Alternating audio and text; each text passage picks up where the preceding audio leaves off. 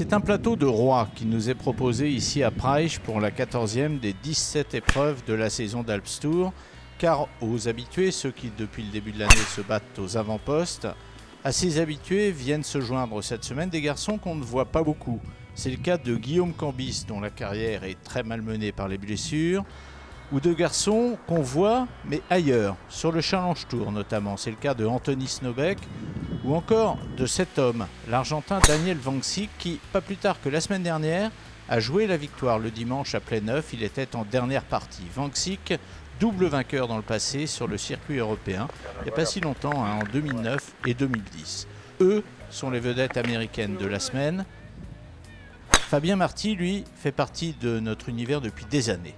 Et puis l'an dernier, Fabien avait disparu, avant de revenir, tout souriant en ce début de saison, content de retrouver les tournois de golf, après s'être efforcé toute l'année précédente de trouver des financements pour jouer. En début de saison, Fabien nous expliquait donc, je schématise, que le résultat n'avait aucune importance et que ce qui comptait le plus, c'était le plaisir de jouer, sauf que maintenant, ce plaisir de jouer et les excellents résultats ont conduit Fabien à la 6e place du ranking et donc pas très loin d'une qualification pour le Challenge Tour. On sait très bien qu'à ce sport, de toute façon, plus on prend du plaisir, plus généralement les résultats suivent.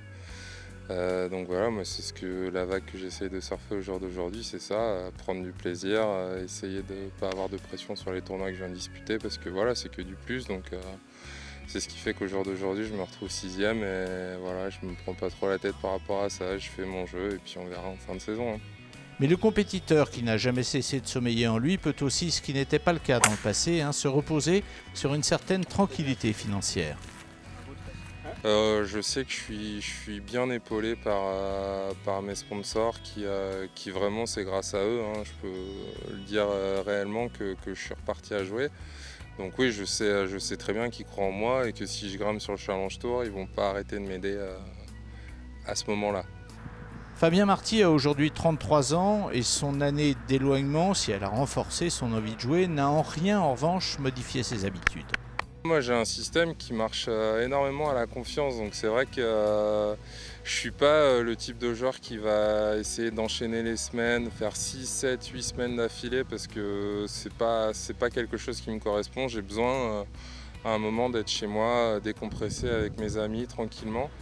Et du coup, ouais, faire des breaks comme ça, c'est sûr que ça donne l'appétit, voir un peu ce qui se passe à la télé, les joueurs français qui jouent de mieux en mieux. Tout donne envie de revenir à la compétition et vraiment.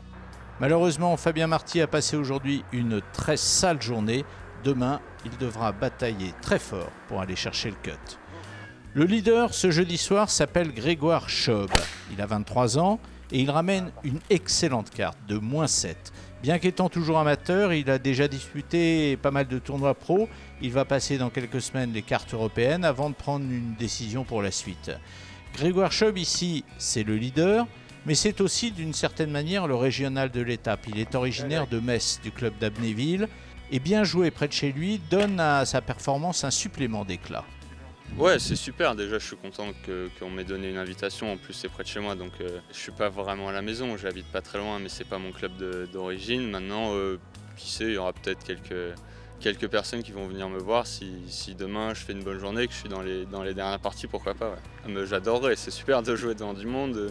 Ça fait drôle de voir une ou deux caméras qui vous suivent à la fin. Ça change du circuit amateur.